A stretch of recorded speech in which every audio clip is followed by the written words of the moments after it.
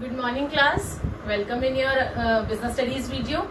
अभी हम लोगों ने लास्ट वीडियो के अंदर हमारा ये देखा था कि जो बिजनेस एनवायरनमेंट है वो होता क्या है। हम लोग हमारा थर्ड चैप्टर लेके चल रहे थे। बिजनेस एनवायरनमेंट होता क्या है, बिजनेस एनवायरनमेंट के फीचर्स क्या होते हैं और उसकी इंपॉर्टेंस क्या है, और एनवायरनमेंट स्कैन करना क्यों जरूरी है। अगर आप स्कैन नहीं करोगे तो आप फर्स्ट मूवर एडवांटेजर नहीं बन पाओगे। आपको नहीं पता चलेगा कि मार्केट के अंदर किस प्रोडक्ट की डिमांड ज्यादा है, जो आपका कस्टमर है, जो कंज्यूमर है, वो क्या चाहता है। अगर आप लोग कस्टमर कंज्यूमर के हिसाब से नहीं चलेंगे तो आप लोगों की फर्म बिल्कुल भी प्रॉफिट अर्न नहीं कर पाएगी। सो स्कैनिंग आप लोगों के लिए, आपके बिजनेस के लिए कितनी मस्ट है, ये हम लोगों ने हमारी लास्ट वीडियो के अंदर देखा था। सो क्लास, इस वीडियो के अंदर अब हम लोग हमारा नेक्स्ट टॉपिक उठा रहे हैं। आपका नेक्स्ट टॉपिक था डायमेंशंस ऑफ बिजनेस एनवायरनमेंट। अपनी पिछली वीडियो में जाके चेक करिए, मैंने सारे लर्निंग ऑब्जेक्टिव्स आप लोगों को लिखवाए थे कि हम लोग किसके बाद कौन सा टॉपिक पढ़ेंगे। हम लोगों ने हमारा मीनिंग पढ़ा, उसके बाद स्कैनिंग पढ़ा कि एनवायरनमेंट को स्कैन करते हैं, उसके बाद हम लोगों ने फीचर्स पढ़े थे, फिर इंपॉर्टेंस पे आए थे। अब हमारा नेक्स्ट टॉपिक आया है डायमेंशंस। डायमेंशंस क्या होते हैं class? Dimension of business environment. अब डायमेंशंस ध्यान से सुनना क्या होते हैं। As businessman can not influence or change the components of general environment. जो डायमेंशंस है ना क्लास, उसके अंदर आपके जर्नल एनवायरनमेंट आते हैं। अभी जर्नल एनवायरनमेंट क्या होते हैं आगे देखते हैं। Rather, he has to change his plans and policies according to the change taking place in journal environment. Class, जो जर्नल एनवायरनमेंट होता है ना, वो जर्नल एनवायरनमेंट आपके जो जितने भी फैक्टर्स होते हैं, एक्सटर्नल फैक्टर्स, जो एक्सटर्नल फोर्सेस होते हैं, जितने भी फोर्सेस और फैक्टर्स आपके एक्सटर्नल होते हैं, वो सारे आपके जर्नल एनवायरनमेंट के अंदर आते हैं। फॉर एग्जाम्पल, मैं एग्जाम्पल लेती हूँ आप लोगों का इकोनॉमिकल एनवायरनमेंट, जो इकोनॉमी से रिलेटेड एनवायरनमेंट होता है, आप लोगों का सोशल एनवायरनमेंट, पॉलिटिकल एनवायरनमेंट, आप लोगों का टेक्नोलॉजिकल एनवायरनमेंट, लीगल एनवायरनमेंट, ये जितने भी एनवायरनमेंट है ना क्लास, ये सारे जर्नल एनवायरनमेंट के अंदर आते हैं। और ये वो एनवायरनमेंट होते हैं कि आपको इनके अकॉर्डिंग चेंज होना पड़ता है, ये आपके अकॉर्डिंग चेंज नहीं होते हैं। कैसे, आइए देखते हैं। हम लोग हमारा मेजर कंपोनेंट्स पढ़ते हैं हमारे जर्नल एनवायरनमेंट के। सबसे पहला है हमारा इकोनॉमिकल एनवायरनमेंट। इकोनॉमिकल नाम से कुछ आपको समझ में आ रहा होगा। इकोनॉमिकल यानी कि इकोनॉमी, जो आपकी इकोनॉमी होती है जिसमें आप रहते हैं, वो इकोनॉमिकल एनवायरनमेंट। आगे देखिए, it refers to all forces and factors. इसके अंदर वो सारे फोर्सेस और फैक्टर्स आते हैं which directly influence the economy of your country, जो कि आपकी कंट्री को डायरेक्टली क्या करते हैं, इन्फ्लुएंस करते हैं, उसके ऊपर डायरेक्टली इम्पैक्ट डालते हैं। फॉर एग्जाम्पल, अब देखो क्या क्या आता है इकोनॉमिक एनवायरनमेंट के अंदर, ध्यान से सुनना। जीडीपी, ग्रोथ डोमेस्टिक प्रोडक्ट पढ़ते हैं ना हम लोग, वो इनकम लेवल भी आपका इकोनॉमिकल एनवायरनमेंट के अंदर आता है। मॉनेटरी पॉलिसी, जो पॉलिसीज के अंदर चेंजेस आते हैं, गवर्नमेंट लाए, आरबीआई लेकर आती है। फिस्कल पॉलिसी के अंदर कौन लाता है चेंजेस? गवर्नमेंट। मॉनेटरी पॉलिसी के अंदर कौन लेकर आता है? आरबीआई। आगे बढ़ते हैं, एम्प्लॉयमेंट रेट, ये जितने भी मैंने आपको भी बताए हैं ना, ये सारे क्या है आपके इकोनॉमिकल एनवायरनमेंट है। आगे आते हैं, immediate and direct impact on environment, taking timely action. Class, एक चीज याद रखना, ये जो मैंने आप लोगों को अभी ऊपर बताए हैं कि जीडीपी में अगर चेंज आ जाए, आपका इनकम लेवल में कोई चेंज आ जाए, मॉनेटरी पॉलिसी में आ जाए, एम्प्लॉयमेंट रेट में अगर कोई चेंज आ जाए, तो आपको इमीडिएट एक्शन लेना पड़ता है एज अ बिजनेसमैन। आप ये नहीं कर सकते कि 2 दिन 3 दिन रुक जाओ, उसके बाद हम लोग कोई भी एक्शन ले लेंगे। फॉर एग्जाम्पल, मैं फिर डिमोनेटाइजेशन के ऊपर आती हूँ। एग्जाम्पल के अंदर मैंने डिमोनेटाइजेशन क्यों उठाया? मान लो कि मोदी जी ने डिमोनेटाइजेशन आज कर दिया कि हाँ भी हम लोग कल से डिमोनेटाइजेशन आपका एक्शन में आएगा, लेकिन आपने बोला छोड़ो ना, 2 दिन आराम करते हैं, तीसरे दिन हम लोग हमारे पैसे चेंज कर लेंगे, ये कर लेंगे, और पता चला कि आपके पास सिर्फ 2 ही दिन थे एक्शन लेने के लिए। 2 दिन में आप जितना अपने नोट्स चेंज करवा सकते थे आप करा लीजिए करेंसी को, उसके बाद नहीं करा सकते, क्या होगा? आपका लॉस होगा। तो इस सिचुएशन के अंदर, इस एनवायरनमेंट के अंदर आपको अपने आप को चेंज करना है according to general environment. General environment आपके अकॉर्डिंग चेंज नहीं होगा कि हाँ भाई 2 दिन आप नहीं कर सकते, आप बिजनेस एज अ बिजनेसमैन आप नोट करेंसी चेंज नहीं कर सकते, तो वो 2 दिन और बढ़ा देंगे। नहीं, आपको चेंज होना पड़ेगा इकोनॉमिक एनवायरनमेंट के अकॉर्डिंग। समझ में आई बात? अब इसके अंदर कुछ एस्पेक्ट्स है क्लास, सम एस्पेक्ट्स, कौन कौन से एस्पेक्ट्स हैं मैंने ऊपर आपको ये जो बताए हैं पॉइंट्स, इन्हीं के अकॉर्डिंग मैंने आपके एस्पेक्ट्स लिए हैं। मैं लेती हूँ जीडीपी का। अगर मेरी जीडीपी बढ़ जाए, अगर मेरी जीडीपी बढ़ जाती है इकोनॉमी के अंदर, तो क्या होता है, it rise in disposable income. इससे क्या होगी, लोगों की जो डिस्पोजेबल इनकम होगी, आई होप कि आप लोगों को डिस्पोजेबल इनकम पता है जो हम इकोनॉमिक्स के अंदर पढ़ते हैं। तो डिस्पोजेबल इनकम इंक्रीज होने से लोगों की क्या इंक्रीज हो जाती है, प्रोडक्ट के रिगार्डिंग डिमांड बढ़ जाती है। सीधा सीधा सा फंडा है, जीडीपी इंक्रीज हुआ, जीडीपी के इंक्रीज होने से क्या होगा, डिस्पोजेबल इनकम इंक्रीज हो गई, और डिस्पोजेबल इनकम इंक्रीज होने से क्या होगी, लोगों की क्या हो जाएगी, डिमांड इंक्रीज हो जाएगी। समझ में आई बात। तो क्या होता है, आपका प्रोडक्ट के रिगार्डिंग डिमांड इंक्रीज हो जाती है। तो ये कुछ एस्पेक्ट्स बता रही हूँ मैंने जो ऊपर पॉइंट्स बताया उसी के रिगार्डिंग। आगे बोल रहे हैं passing of GST bill. GST आप लोगों के यहाँ पे कंट्री में लागू हो चुका है। आई होप ये बात सबको पता होगी कि पहले हमारे इतने सारे टैक्सेस हुआ करते थे, वो सब हटके अब सिर्फ जीएसटी टैक्स लगता है। जीएसटी के बारे में सबको पता है, गुड्स एंड सर्विसेज टैक्स। जब गुड्स एंड सर्विसेज टैक्स आपकी कंट्री के अंदर आया, क्या आप इसको अवॉइड कर सकते हैं? क्या आप ऐसा हो सकता है कि आप इसके साथ ना चले, आप ये बोल दे कि भाई मैं तो जीएसटी टैक्स नहीं भर रहा, मैं तो जो ऑलरेडी जो पहले टैक्सेस चल रहे थे मैं तो वही टैक्स पे करूंगा। क्या ऐसा हो सकता है? नहीं हो सकता। तो आपको इस एस्पेक्ट के रिगार्डिंग चेंज होना पड़ेगा, आपको इसके साथ चलना पड़ेगा, ये चेंज नहीं होगा आपके according. So passing of GST bill will affect almost all the business organisations. तो जीएसटी ने सब लोगों को हिला के रख दिया और सब लोगों को जीएसटी को ही मानना पड़ा।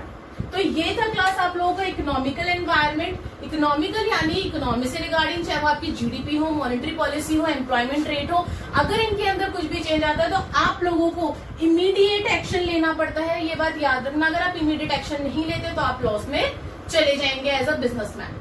आगे बढ़ते हैं, हमारा सेकेंड जनरल एनवायरनमेंट आता है सोशल एनवायरनमेंट। सोशल एनवायरनमेंट नाम से पता चल रहा होगा सोसाइटी से रिलेटेड है। सोशल यानी कि सोसाइटी। आइए देखिए इसमें क्या लिखा है, consist of custom tradition of the society in which business is existing. अब ये डिपेंड करता है क्लास कि आपका जो बिजनेस है वो कहाँ एग्जिस्ट कर रहा है। अगर आप लोग ऐसे एरिया में अपना बिजनेस खोल रहे हैं जहाँ पे लोग सिर्फ सूट और सलवार पहनते हैं और वहां पे आप लोगों ने बनानी स्टार्ट कर दी, पैंट एंड जीन्स बनानी स्टार्ट कर दी, स्कर्ट्स बनानी स्टार्ट कर दी, क्या आपका बिजनेस रन करेगा? नहीं करेगा। आपको उनके अकॉर्डिंग चेंज होना पड़ेगा, वो आपके अकॉर्डिंग चेंज नहीं होंगे। वो कहीं और से सामान खरीद लेंगे, वो कहीं और से अपनी सूट सलवार खरीदना स्टार्ट कर देंगे, लेकिन आपको क्या होगा? हैवी लॉस हो जाएगा। तो वो वही बोल रहा है कि सोशल एनवायरनमेंट के अंदर आपके कस्टम्स, ट्रेडिशन, सोसाइटी की ये सारी चीजें इन्वॉल्व होती हैं और आपको उनके अकॉर्डिंग चलना है। It include standard of living. अब स्टैंडर्ड ऑफ लिविंग देखते हैं लोगों का क्या है, वहां का टेस्ट देखते हैं कि लोगों को क्या चाहिए, लोग क्या चाहते हैं।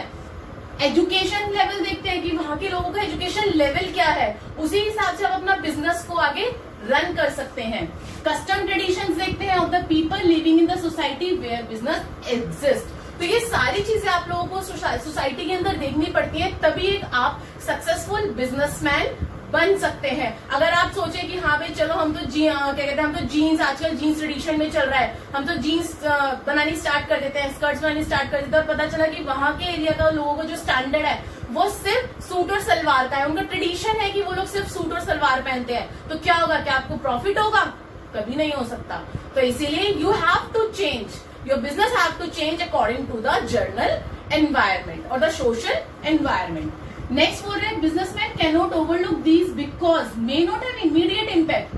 एकदम से इम्पैक्ट नहीं पड़ेगा आपके उस पे, ठीक है। कुछ लोग ऐसे भी निकल आएंगे कि हाँ भाई वो लोग लेना स्टार्ट कर दें कि हाँ भाई चलो कोई नहीं पहनते हैं, कुछ होते हैं 1% ऐसे, इमीडिएट इम्पैक्ट नहीं पड़ेगा बट हैव ग्रेट इम्पैक्ट, लेकिन बड़ा इम्पैक्ट जरूर पड़ेगा उस चीज का। समझ में आई बात? क्वालिटी एंड नॉट क्वांटिटी, ये भी सबसे बड़ी बात है। आज के टाइम पे जो लोग है ना वो क्वालिटी देखते हैं क्लास, क्वांटिटी बहुत कम लोग देखते हैं, ये लगा लो। लेकिन आज के टाइम में सोसाइटी के अंदर जो 60 to 70% लोग हैं वो सिर्फ क्वालिटी देखते हैं कि कपड़े की या किसी भी प्रोडक्ट की क्वालिटी क्या है, तब वो लोग अपना प्रोडक्ट को चूज करते हैं। अब इसके भी कुछ कॉमन फैक्टर्स बताती हूँ जो इंडियन सोशल एनवायरनमेंट के अंदर आते हैं आपके। Demand for equal status of women by passing equal wages for male and female workers. Class देखिए, ये भी आप लोगों का इंडियन सोशल एनवायरनमेंट के अंदर ही आता है कि आप लोगों का जो बिल है जिसके अंदर ये पास किया गया है कि जितनी वेजेस है, जितनी वेजेस एक मेल को मिलनी चाहिए उतनी ही एक फीमेल को मिलनी चाहिए। क्यों? काम तो दोनों इक्वल कर रहे हैं, दोनों जो भी काम कर रहे हैं, जितनी भी मेहनत कर रहे हैं वो इक्वल कर रहे हैं, फिर फीमेल को कम और मेल को ज्यादा क्यों? तो ये भी आप लोगों का बिल जो है हमारी इंडियन सोसाइटी सोशल एनवायरनमेंट के अंदर पास हो रखा है। और नेक्स्ट क्या है? The social movements to improve the education level of girl child. यानी कि वो ये बोल रहे हैं कि आपका इस टाइप के भी पॉलिसीज, इस टाइप के भी आपके जो आपके बिल हैं वो आ रखे हैं कि हमारे इंडिया के अंदर गर्ल्स को एजुकेशन दिलवाना मस्ट है। ऐसा नहीं कि खाली लड़के पढ़ सकते हैं, लड़कियां नहीं पढ़ सकती, ऐसा नहीं है। सो क्लास, मैंने अभी आपको ये 2 हमारे एनवायरनमेंट बताए। अब हम लोग हमारे आगे के 3 एनवायरनमेंट और देखते हैं।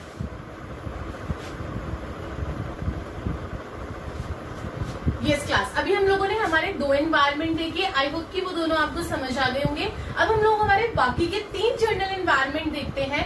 टोटल 5 जनरल एनवायरनमेंट होते हैं। अब हम लोग हमारे 3rd एनवायरनमेंट के ऊपर आते हैं, जिसका नाम है पॉलिटिकल एनवायरनमेंट।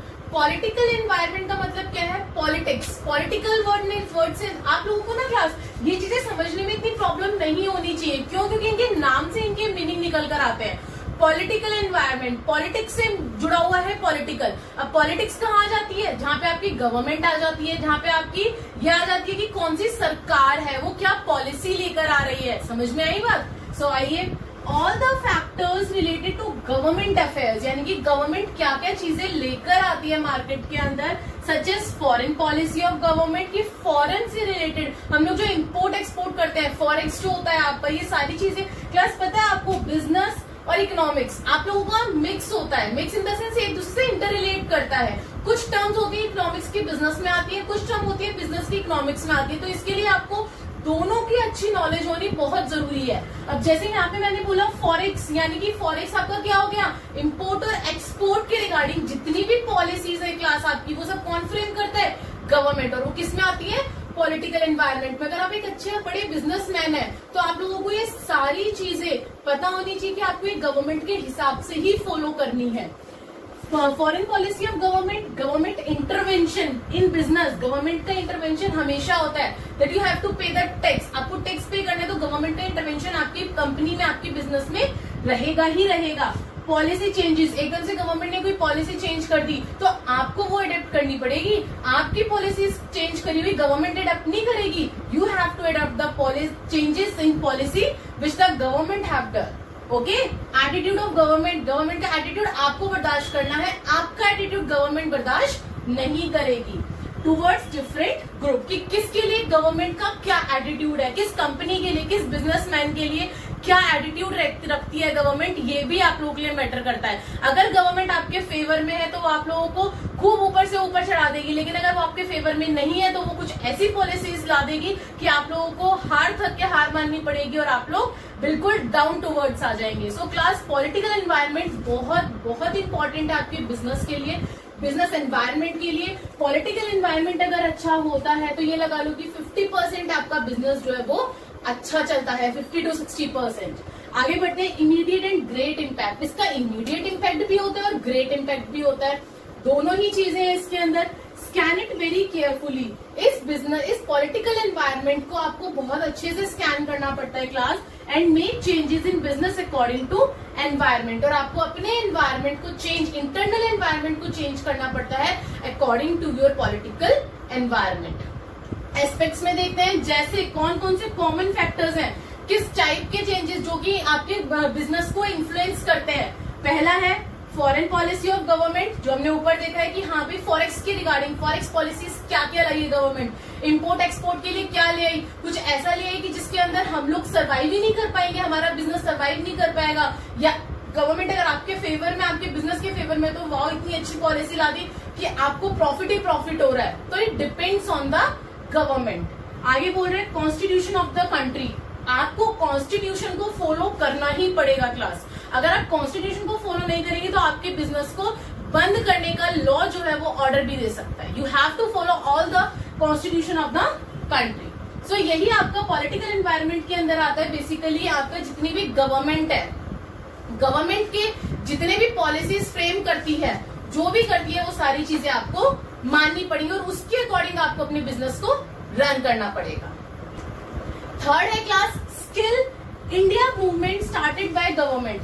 अगर जो बच्चा न्यूज देखता होगा, जिसको थोड़ी बहुत भी अपनी इकोनॉमी की नॉलेज होगी, उसको पता होगा कि स्किल इंडिया मूवमेंट अभी आया है आपका गवर्नमेंट जो लेकर आई है, और वो भी किसके लिए लाई है, बिजनेस के लिए लेकर आई है। सो क्लास ये ना आपका सब कुछ टोटली गवर्नमेंट के ऊपर डिपेंड करता है, पॉलिटिकल एनवायरनमेंट, और इसको स्कैन करना बहुत जरूरी है और बहुत ध्यान से स्कैन करना जरूरी होता है इस एनवायरनमेंट को, ताकि आपका बिजनेस जो है वो एक अच्छा बिजनेस हो और आप जो एक सक्सेसफुल बिजनेसमैन बन सके। नेक्स्ट एनवायरनमेंट है क्लास लीगल एनवायरनमेंट। अब लीगल से आपको समझ में आ रहा होगा लॉ। लीगल क्या होता है, लॉ। हर एनवायरनमेंट के नाम के अंदर ही उसका मतलब छुपा हुआ है। लीगल एनवायरनमेंट यानी कि लॉ एंड रेगुलेशंस। क्या लॉ एंड रेगुलेशंस आपकी कंपनी के लिए है जो आपको फॉलो करने हैं। देखिए, management of every business enterprises has to obey the law of land, यानी कि जो भी आपके बिजनेस के लिए लॉ बनाए गए हैं वो आपको हर एक लॉ अपनाना पड़ेगा। फॉर एग्जाम्पल आपकी कंपनी है, कंपनीज एक्ट के अंदर जितने भी लॉ हैं आपको वो मानने पड़ेंगे। अगर आपकी पार्टनरशिप है, पार्टनरशिप एक्ट के अंदर जितने भी लॉ हैं आपको वो फॉलो करने पड़ेंगे। तो वो यही बोल रहे हैं, लीगल एनवायरनमेंट का मतलब है कि जितने भी लॉज होते हैं, जितने भी रेगुलेशंस होते हैं, you have to follow all the laws and regulations. Next, it is essential for every business to enter and business enterprise to have adequate knowledge of rules and regulations framed by the government. ये बहुत जरूरी है। अगर आप company बना रहे हैं, अगर आप कंपनी खड़ी कर रहे हैं, तो आपको अपनी कंपनी एक्ट के रिगार्डिंग जितने भी रूल्स हैं, जितने भी रेगुलेशंस हैं, आपको पता होने चाहिए। अगर आप पार्टनरशिप स्टार्ट करें तो पार्टनरशिप एक्ट के आपको रूल्स एंड रेगुलेशंस पता होने चाहिए। बिजनेस एंटरप्राइजेस स्टार्ट कर रहे हैं तो उसके रिगार्डिंग गवर्नमेंट ने क्या रूल्स एंड रेगुलेशंस फ्रेम करे हैं वो आपको पता होने चाहिए क्लास। तभी आप अपना बिजनेस जो है वो सक्सेसफुल बिजनेस कर पाएंगे। आगे बोल रहे हैं लीगल एनवायरनमेंट के अंदर आता क्या क्या है, क्या क्या आ जाती है इनके अंदर चीजें। Various laws and legislative act, जितने भी एक्ट के एक्ट होते हैं वो सारे। एडमिनिस्ट्रेटिव ऑर्डर, यानी कि जो भी आपके गवर्नमेंट अथॉरिटीज ने एडमिनिस्ट्रेटिव यानी कि एडमिनिस्ट्रेशन की रिगार्डिंग जितने भी ऑर्डर दिए हैं वो आपको पता होने चाहिए। कोर्ट की जजमेंट आपको पता होनी चाहिए कि कोर्ट किस टाइप की जजमेंट कर सकती है। As well as the decisions rendered by various commission, वो सारे डिसीजंस जो आपके जो अलग अलग कमीशंस जो है ना वो रेंडर्ड करती है agencies at every level of government. और हर एजेंसी के बारे में आपको पता होना चाहिए, चाहे वो सेंट्रल की हो, चाहे वो स्टेट की हो, चाहे वो लोकल की हो। तो ये डिटेलिंग आपको पता होनी चाहिए, तभी आप एक लीगल एनवायरनमेंट को इजीली स्कैन कर पाएंगे और अपने बिजनेस को according to legal environment run कर पाएंगे। नेक्स्ट है laws and legislation passed in parliament. Companies act, trademark act, यही मैंने बोला ना, आपके जितने भी एक्ट होते हैं, आप जो भी काम कर रहे हैं, आपको उस काम के, आपको उस कंपनी के, पार्टनरशिप के, बिजनेस एंटरप्राइज के रिगार्डिंग जो भी एक्ट है, you have the knowledge of all these act. तभी आप लोग अपना बिजनेस जो है वो रन कर पाएंगे, अपने एनवायरनमेंट को इजीली स्कैन कर पाएंगे क्लास। आगे इसके एस्पेक्ट्स में क्या बोल रहा है वो, पहला foreign exchange regulations and management, जितने भी आपके फॉरेन से रिलेटेड आपके रेगुलेशंस और मैनेजमेंट है। Laws to keep a check on advertisement, plus आप लोगों को ना एडवर्टाइजमेंट के रिगार्डिंग भी प्रॉपर नॉलेज होनी चाहिए कि हमें कैसी एडवर्टाइजमेंट देनी है, क्या देना है, क्या लॉ है। एडवर्टाइजमेंट की रिगार्डिंग भी लॉ होती है क्लासेस। एग्जाम्पल मैं बताती हूँ, compulsory to give statutory warning in tobacco products. आपको पता है जब भी कोई भी कंपनी टोबैको प्रोडक्ट की एडवर्टाइजमेंट करती है, हमेशा देखना आपके टेलीविजन में नीचे लिखा होता है कि आपके सेहत के लिए हानिकारक है, हमेशा गिवन होगा, वो वार्निंग होती है, स्टैट्यूटरी वार्निंग होती है, और ये देनी कंपल्सरी होती है। क्यों? क्योंकि ये लॉ है आपका कि अगर आप कोई एडवर्टाइजमेंट कर रहे हैं तो उसके रिगार्डिंग आपको, जो उसके लिए गवर्नमेंट ने लॉ बनाया है कि उस प्रोडक्ट के रिगार्डिंग आप एडवर्टाइजमेंट कैसे दे सकते हैं, तो वो आपको लॉ को अपनाना पड़ेगा। ऐसा नहीं है कि आप कहोगे छोड़ो छोड़ो कुछ नहीं होता, हम तो नहीं दे रहे वार्निंग। अगर आपने ऐसा किया तो उसी टाइम कोर्ट जो है वो आपके ऊपर केस कर देगी, या जो भी है गवर्नमेंट आपके उस एडवर्टाइजमेंट को खत्म कर देगी और आपके ऊपर पेनल्टी लगा देगी। तो इसीलिए बोल रही हूँ कि ये जितने भी एनवायरनमेंट है क्लास, आपको इनके अकॉर्डिंग बदलना है, ये आपके अकॉर्डिंग नहीं बदलेंगे। लास्ट एनवायरनमेंट है आपका जनरल एनवायरनमेंट का टेक्नोलॉजिकल एनवायरनमेंट। अगेन नाम से मीनिंग निकल के आ रहा है टेक्नोलॉजिकल, यानी कि टेक्नोलॉजी। आप सब लोग इतने समझदार हैं, आप सबको पता है कि आज के डेट में कितनी नई नई टेक्नोलॉजी आती जा रही है। यानी कि इवन आप यकीन मानिए कि हर काम मशीन से होने लग गया है। अगर आपको स्विच भी ऑन करना है तो आप बोलेंगे और स्विच ऑन हो जाएगा। इतनी टेक्नोलॉजी आपकी आ चुकी है आपके वर्ल्ड के अंदर। तो वही चीज वो बोल रहा है कि आपको अगर एक अच्छा बिजनेसमैन बनना है, आपको अपना बिजनेस को एक सक्सेसफुल बिजनेस बनाना है, तो आपको टेक्नोलॉजी की नॉलेज होना बहुत जरूरी है। आपके पास स्कैनिंग टेक्नोलॉजिकल एनवायरनमेंट की होनी बहुत जरूरी है। देखिए, changes take place in method of production. Production के अंदर क्या चेंजेस आए? एक मान लो कि हम लोग 1 घंटे में 10 प्रोडक्ट बना रहे थे अब तक, लेकिन पता चला कि एक ऐसी टेक्नोलॉजी आई कि 1 घंटे में 100 प्रोडक्ट बना रही है। क्या हो गया? चेंज हो गया, change taking place of method. Production के मेथड में चेंज आ गया। Machineries to improve quality of product. Quality जो 10 प्रोडक्ट की आपकी क्वालिटी आ रही थी उससे 10 गुना ज्यादा अच्छी उन 100 प्रोडक्ट की क्वालिटी आ रही है। कैसे? टेक्नोलॉजी चेंज करने से। वेरियस इन्वेंशन एंड इनोवेशन, और जो पुराने प्रोडक्ट थे 10 प्रोडक्ट, उससे अच्छी इनोवेशन है, उससे अच्छी आपकी क्या आ रही है, उसकी डिजाइनिंग आ रही है प्रोडक्ट की। तो टेक्नोलॉजी की एनवायरमेंट की, टेक्नोलॉजिकल एनवायरमेंट की स्कैनिंग करना क्लास बहुत मस्ट है कस्टमर्स को अट्रैक्ट करने के लिए अपने प्रोडक्ट्स के रिगार्डिंग। समझ में आई? नेक्स्ट है closely monitor and implement these changes as early as possible to remain in competitive market. अगर आप कॉम्पिटिटिव मार्केट के अंदर रहना चाहते हैं, अगर आप कंपटीशन बियर करना चाहते हैं अपने साथ वाले अपने कॉम्पिटिटर से कि हाँ भाई आपने भी वही प्रोडक्ट बनाया, कॉम्पिटिटर ने भी वही प्रोडक्ट बनाया, अगर आप उसके साथ मार्केट के अंदर टिके रहना चाहते हैं तो आपके पास टेक्नोलॉजिकल नॉलेज होनी बहुत जरूरी है। पता चला वो ऐसी मशीन यूज कर रहा है जिसमें 1 घंटे में 100 प्रोडक्ट बन रहे हैं, और आप ऐसी मशीन यूज कर रहे हो जिसमें 1 घंटे में खाली 10 प्रोडक्ट बन रहे हैं, और वो भी आपकी क्वालिटी अच्छी नहीं है और उसकी क्वालिटी अच्छी है, तो कितना फर्क पड़ता है क्लास। तो इसीलिए आपको टेक्नोलॉजी के रिगार्डिंग अवेयर होना बहुत जरूरी है। And the last, technological changes improves quality, reduce cost. अब वहीं पे आपकी प्रोडक्ट की कॉस्ट भी रिड्यूस हो जाएगी। अगर 10 प्रोडक्ट बना रहे हो तो कॉस्ट हाई रहेगी, और अगर ज्यादा प्रोडक्ट बन रही है तो क्या होगी, कॉस्ट ऑटोमेटिकली कम हो जाएगी, रिड्यूस हो जाएगी। Benefits both business as well as the customer, और ये चीज दोनों के लिए बेनिफिट है। कस्टमर के लिए कि उसे सस्ता मिल रहा है, बिजनेसमैन के लिए कि उसकी प्रोडक्शन मैक्सिमम हो रही है। सो क्लास, ये जो मैंने आप लोगों को 5 बताए ना, आपके जो भी जर्नल एनवायरनमेंट मैंने आपको बताए हैं 5, ये 5 आप लोगों के लिए बहुत इंपॉर्टेंट है और ये एग्जाम में आते हैं क्लास। इन 5 को लेके सिर्फ एक ही बात दोबारा रिपीट करूंगी कि आपको इनके अकॉर्डिंग चेंज होना, आपके बिजनेस को इनके अकॉर्डिंग चेंज होना पड़ेगा, इन फैक्टर्स और फोर्सेस के अकॉर्डिंग। ये फैक्टर्स और फोर्सेस आपके अकॉर्डिंग, आपकी पॉलिसी के अकॉर्डिंग चेंज नहीं होते। आइए अब हम लोग हमारा नेक्स्ट टॉपिक उठाते हैं।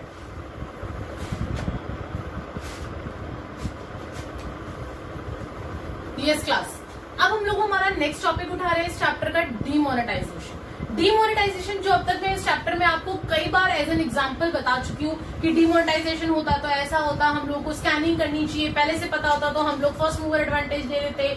डीमोनेटाइजेशन हमें अपनाना पड़ेगा, ऐसा नहीं है कि गवर्नमेंट हमारी वजह से डीमोनेटाइजेशन को बदल देगी, हमें अपने एनवायरमेंट को गवर्नमेंट के डीमोनेटाइजेशन की वजह से चेंज करना पड़ेगा। ये सारी चीजें मैंने अब तक बताई है।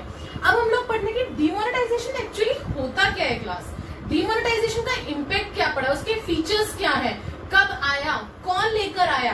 सो क्लास आइए, सबसे पहले demonetisation. When did demonetisation happen, ये आया कब आपका, ऑन 8 नवंबर 2016। याद रखना क्लास इस डेट को, या आपके एमसीक्यू में भी आ सकता है जो 1 मार्क्स का आता है।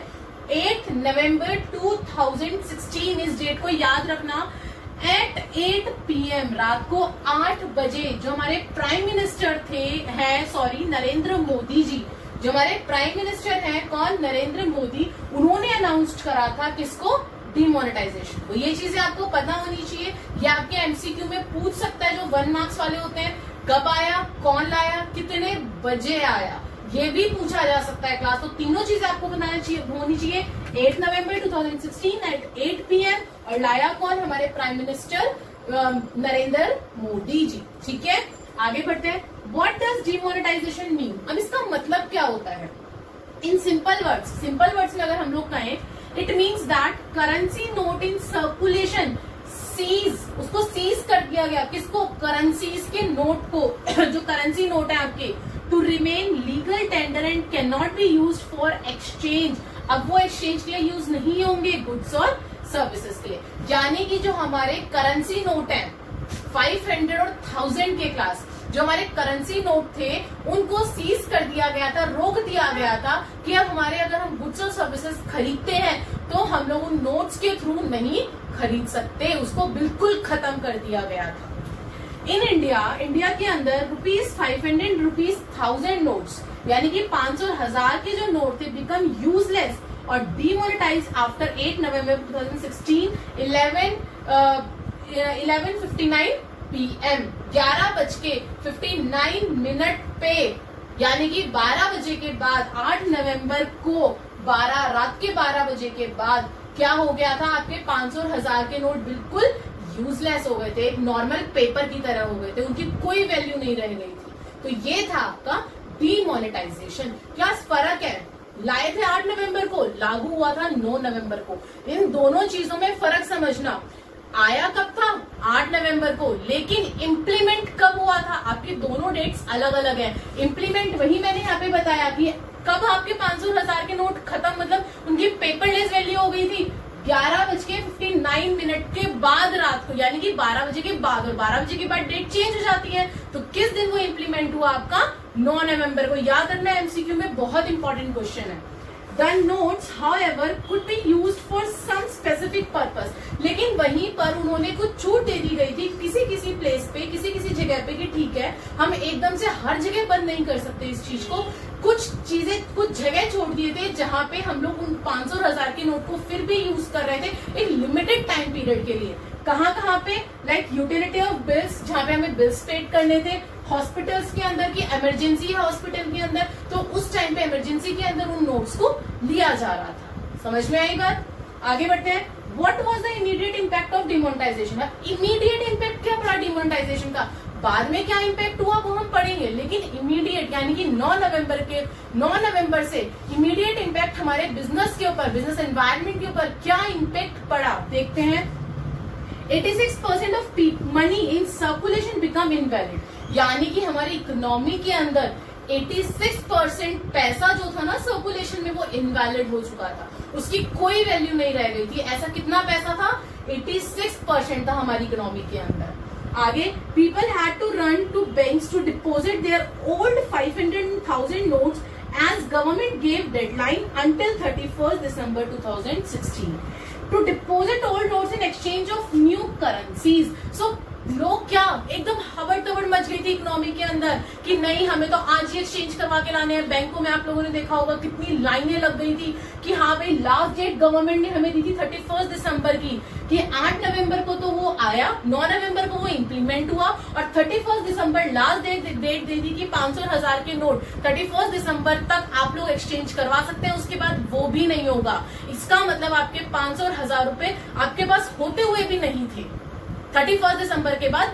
ये था इसका मतलब क्लास। तो इसीलिए इसका इम्पैक्ट क्या पड़ा इमीडिएट? एक तो हमारी इकोनॉमी के अंदर 86% पैसा इनवैलिड हो गया, और दूसरा क्या पड़ा कि जो लोग हैं वो एकदम से भागे अपने पैसे को चेंज करवाने के लिए, क्योंकि लास्ट डेट हमें दे दी गई थी दैट इज 31 दिसंबर 2016। आगे आते हैं। What was the aim of demonetisation? Government demonetisation लाई क्यों क्लास? क्या एम था कि हाँ पे डिमोनेटाइजेशन आ जाए? 3 एम थे। क्या? टू कर्ब करप्शन को रोकने के लिए, to curb use of high demonetisation note for illegal activities, जो लोग इलीगल एक्टिविटीज के लिए कि हाँ भाई बैग भर के पैसा दिए जा रहे थे, उस इलीगल एक्टिविटीज को रोकने के लिए, to curb accumulation of black money not declared for tax purposes. कुछ लोग क्या करते थे कि हाँ भाई ब्लैक मनी को रख लेते थे, पैसा तो होता था उनके पास, लेकिन वो मतलब गवर्नमेंट को शो नहीं करते थे कि हमारे पास पैसा है, और वो उसका टैक्स पेड नहीं करते थे। अब वो सारा पैसा बाहर निकला डिमोनेटाइजेशन के थ्रू, और वो सारी की सारी चीजें गवर्नमेंट के पास आ गई। तो ये 3 एम थे क्लास डिमोनेटाइजेशन लाने के। क्या क्या? सबसे पहला करप्शन, दूसरा इलीगल एक्टिविटीज, और तीसरा ब्लैक मनी। यानी कि तीनों चीजों को रोकने के लिए क्या करा गया था? डिमोनेटाइजेशन को लाया गया था। अच्छा क्लास, एक नॉर्मल आपको मैं बात बताती हूँ, क्या आप लोगों को इस चीज की नॉलेज है कि हमारी इकोनॉमी के अंदर टोटल पैसा है कितना? हमारी इकोनॉमी के अंदर टोटल 15 लाख करोड़ रुपए, हमारी जो इकोनॉमी है ना क्लास, वो 15 लाख करोड़ रुपए की इकोनॉमी है। यानी कि हमारे पास 15 लाख करोड़ रुपए हैं जो कि एक्सचेंज होता रहता है, यानी कि प्रोड्यूसर से कंज्यूमर, कंज्यूमर से प्रोड्यूसर, जो 15 लाख करोड़ है सिर्फ वही हमारा पैसा इधर से उधर जाता है। कभी कंज्यूमर से प्रोड्यूसर के पास, प्रोड्यूसर से कंज्यूमर के पास, कंज्यूमर से गवर्नमेंट के पास, चाहे वो टैक्स के थ्रू जा रहा है, डायरेक्ट जा रहा है, इनडायरेक्ट जा रहा है, जितना भी हमारी इकोनॉमी में उलटफेर हो रहा है वो सिर्फ हमारा 15 लाख करोड़ का हो रहा है। यानी कि 15 लाख करोड़ कैश हमारे यहाँ पे यूज होता है इकोनॉमी के अंदर। तो इसका जो डिमोनेटाइजेशन था, इसका एम ये था। और ये जो मैंने आपको बात बताई है 15 लाख करोड़ की, ये आपको पता होनी चाहिए अगर आप इंडिया के अंदर रहते हैं, आपको इकोनॉमी की नॉलेज होनी चाहिए। आगे बढ़ते हैं, फीचर्स ऑफ डिमोनेटाइजेशन। मैंने ये बता दिया डिमोनेटाइजेशन आया कब, इम्प्लीमेंट कब हुआ, कौन लेकर आया, उसका क्या मतलब है डिमोनेटाइजेशन का। उसके बाद हमने पढ़ा कि उसका इमीडिएट इम्पैक्ट होगी। हम तो बिजनेस एनवायरनमेंट में इम्पैक्ट पढ़ेंगे ना भाई, हर चीज का इम्पैक्ट देखेंगे क्योंकि हमारे बिजनेस पे क्या इम्पैक्ट पड़ रहा है किसी भी चीज का। तो इमीडिएट इम्पैक्ट क्या पड़ा, उसके बाद इसका एम क्या था। अब हम लोग देख रहे हैं हमारे फीचर्स। डिमोनेटाइजेशन के फीचर्स क्या है क्लास, देखिए। सबसे पहला tax administration measures. Tax administration measures के अंदर क्या है, people had to exchange their cash with new notes with bank. क्या कर रहे थे, एडमिनिस्ट्रेशन के थ्रू, बैंक्स के थ्रू वो अपने पुराने नोट को नए नोट के अंदर कन्वर्ट करवा रहे थे। So people who had black money, अब जिनके पास ब्लैक मनी थी, ब्लैक इनकम थी, had to declare their unaccounted wealth and pay tax at penalty rate. Class आपको पता है हमारे पास, मैंने ही बताया 15 लाख करोड़ रुपए थे, है मेरा हमारी इकोनॉमी के अंदर, क्लियर है। उसमें से जब डिमोनेटाइजेशन आया ना, जो ये पेनल्टी लगाई गई, जो ब्लैक मनी, जो सारा पैसा निकल के आया, लगभग हमारा 12 से 13 लाख करोड़ रुपए निकल कर आ गया था। और जो कि गवर्नमेंट की नजरों में था, चाहे वो ब्लैक हो चाहे वो व्हाइट हो, सारा का सारा पैसा हमारा बाहर निकल के आया था और सारा गवर्नमेंट की नजरों में था। अब गवर्नमेंट ने क्या करा, गवर्नमेंट ने कहा उन लोगों को जिनके पास ब्लैक इनकम थी, कोई बात नहीं, तुम्हारी ब्लैक इनकम लाओ, हम कुछ पेनल्टी लगा के टैक्स ले लेंगे तुमसे, यानी कि टैक्स तो हम लेंगे लेकिन पेनल्टी के साथ लेंगे। कुछ पैसा तुम ले जाओ और पेनल्टी वाला जो टैक्स वाला पैसा है वो गवर्नमेंट को सबमिट कर दो। क्लियर है, ये था आपका टैक्स एडमिनिस्ट्रेशन। ये टैक्स के रिगार्डिंग गवर्नमेंट ने बोला था कि हाँ भाई टैक्स तो देना पड़ेगा और पेनल्टी के साथ देना पड़ेगा। आगे बढ़ते हैं, स्टॉपिंग टैक्स इवेशन। देखिए, changes in government attitude, government के एटीट्यूड के अंदर, as tax evasion will no longer be tolerated and accepted. यानी कि जो टैक्स की चोरी की जा रही थी ना, अब गवर्नमेंट ने साफ बोल दिया कि वो बर्दाश्त नहीं किया जाएगा। वही सेम चीज की जो पेनल्टी थी, गवर्नमेंट ने यही बोला ठीक है तुम दो, टैक्स दो बट पेनल्टी के साथ दो। क्लियर है। आगे थर्ड बोल रहे हैं, channel funds collected in demonetisation तो फॉर्मल फाइनेंशियल सिस्टम। क्लास क्या होता था, अगर आप लोगों के पास पैसे हैं, आप लोग क्या करते हैं भाई, प्रॉपर्टी खरीद ली, आप लोगों ने क्या करा, कहीं और पैसा लगा दिया। लेकिन अब जब डिमोनेटाइजेशन आ गया, कोई आपके 500 और 1000 के नोट नहीं ले रहा, उस केस में आप लोगों ने क्या करना शुरू करा, फॉर्मल फाइनेंशियल सिस्टम में पैसा डालना शुरू करा। देखिए, government wanted to provide loans at cheaper rate. आप लोगों ने बैंक में पैसा डाला, बैंक में पैसा डालने से क्या हुआ, गवर्नमेंट ने आप लोगों को ही, नॉर्मल पीपल्स को चीपर रेट पे लोन देना स्टार्ट करा इन फॉर्मल फाइनेंशियल सिस्टम। और किस तरीके से, अपने बैंक्स वगैरह के थ्रू, जो आपके फॉर्मल फाइनेंशियल सिस्टम्स थे। जब गवर्नमेंट के पास पैसा आ गया तो उन्होंने क्या करा, उस पैसे को चीपर रेट के ऊपर लोगों को क्या देना स्टार्ट कर दिया, लोन देना स्टार्ट कर दिया। नेक्स्ट है कैशलेस और कैश लाइट इकोनॉमी। इसका जो लास्ट फीचर है क्लास, ये था मेन जो वो था ना, इसका फीचर वो यही था कि हमारी जो गवर्नमेंट है वो हमारी कंट्री को, हमारी इकोनॉमी को कैशलेस बनाना चाहती थी कि हम लोग कैश जो है वो कम से कम यूज करें, हम लोग हमारी इकोनॉमी को कैश लाइट इकोनॉमी बनाए। यानी कि डिजिटल ट्रांजैक्शन प्रमोशन, हम लोग हमारी कंट्री के अंदर डिजिटल ट्रांजैक्शन की प्रमोशन करें। फॉर एग्जांपल, अगर हमें पेमेंट करनी है किसी चीज की तो हम पेटीएम के थ्रू करें, इंटरनेट बैंकिंग के थ्रू करें, इन सारी चीजों को यूज करते हुए गूगल पे यूज करें, इन सबसे हम लोग हमारी पेमेंट करें। लेकिन वहीं पर ही इसके कुछ आपके क्या थे, डिसएडवांटेजेस थे। डिसएडवांटेजेस क्या थे क्लास, डिसएडवांटेजेस ये थे कि कुछ लोग ऐसे थे जिनके पास सेल फोन ही नहीं है, वो क्या करेंगे, जिनको गूगल पे नहीं आता, चलो फोन खरीद लिया, उनके पास इंटरनेट डलवाने का पैसा नहीं है, वो कहाँ से पे करेंगे। तो हमारे इसमें हमारे एडवांटेजेस था नो डाउट, लेकिन वहीं पे हमारे पास डिसएडवांटेजेस भी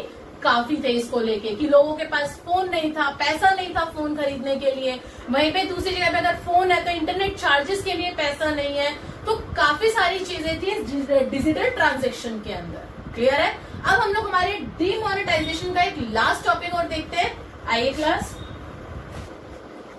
यस क्लास, अब हम लोगों को इम्पैक्ट देखने थे। वो जो हमने अभी पहले देखे थे वो तो थे इमीडिएट इम्पैक्ट क्या पड़ा था।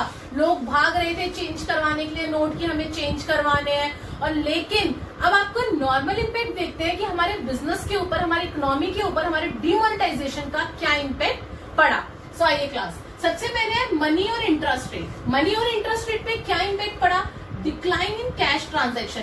आप लोगों की जो कैश ट्रांजैक्शन है ना वो डिक्लाइन हो गई थी, लोगों ने कैश यूज करना कम कर दिया था।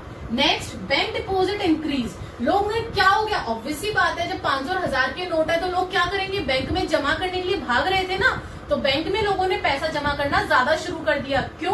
क्योंकि अब उन्हें डिजिटल पेमेंट करनी थी, यानी कि अगर उन्हें भीम ऐप से पेमेंट करनी है, अगर उन्हें पेटीएम ऐप से पेमेंट करनी है तो उनके बैंक में पैसा होना कंपलसरी था। आगे, इंक्रीज इन फाइनेंशियल सेविंग्स। पहले लोग क्या करते थे, पैसा आया चलो भाई प्रॉपर्टी में लगा दो, पैसा आया यहाँ लगा दो वहां लगा दो। अब बैंक में जमा करने से उनकी फाइनेंशियल सेविंग्स क्या हो गई, बढ़ने लग गई।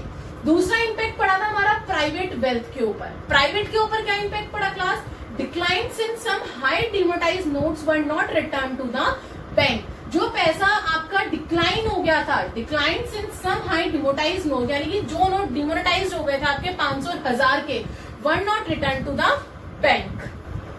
दूसरा है रियल एस्टेट प्राइसेस फॉल, यानी कि वो बोल रहे हैं कि जो real estate, I hope real estate आप सबको पता होगा कि प्रॉपर्टी के रिगार्डिंग होता है आपका रियल एस्टेट। तो जो रियल एस्टेट है ना उसमें आपका पैसा क्या हो गया था, कम होना स्टार्ट हो गया। पहले लोग क्या करते थे, पैसा प्रॉपर्टी में लगा देते थे, लेकिन अब कहां से लगाएंगे, 500 और 1000 के नोट को एक्सेप्ट नहीं करेगा। तो उन लोगों को क्या करना पड़ा था, उसी दौरान पे अगले साल उन लोगों को क्या करना पड़ा था कि उस पैसे को बैंक में ही डालना पड़ा था ताकि वो लोग इजीली डिजिटल पेमेंट कर सके। और अगर रियल एस्टेट भी खरीदना है और डिजिटल पेमेंट करनी पड़ेगी तो वो चीज सारी की सारी गवर्नमेंट की नजरों में जाएगी, जिससे गवर्नमेंट क्या करेगी, आपसे टैक्स लेगी। समझ में आई बात?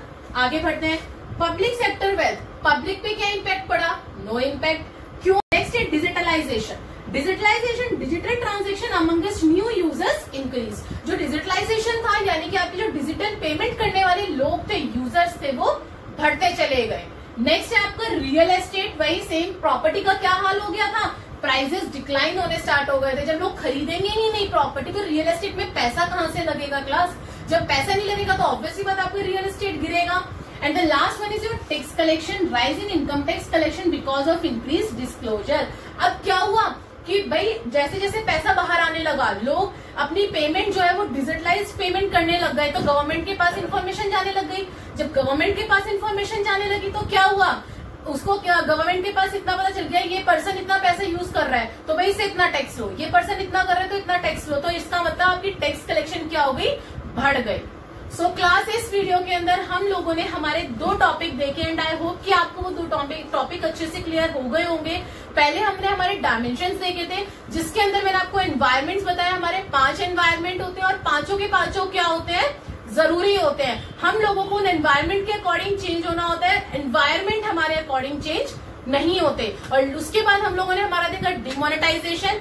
डिमोनेटाइजेशन के अंदर हम लोगों ने क्या देखा कि डिमोनेटाइजेशन कौन लेकर आया, कब लेकर आया, वो कब लागू हुआ और उसका क्या इम्पैक्ट पड़ा, इमीडिएट इम्पैक्ट क्या पड़ा और उसका जो है आपका नॉर्मल इम्पैक्ट बिजनेस के ऊपर क्या पड़ा। सो क्लास, और उसका एम क्या था। सो क्लास, दोनों टॉपिक्स को नहीं हुआ दोबारा देखिए, और अगर फिर भी समझ नहीं आता तो आप मुझे कमेंट बॉक्स में जरूर लिखिए कि आप लोगों को क्या समझ नहीं आया और कैसी लगी ये वीडियो। और लाइक, शेयर और सब्सक्राइब करना मत भूलना, ताकि अब नेक्स्ट जो टॉपिक हम लोग इस चैप्टर का जो कि न्यू इकोनॉमिक पॉलिसी है वो करने वाले हैं, वो आप तक आसानी से पहुंच सके। Thank you.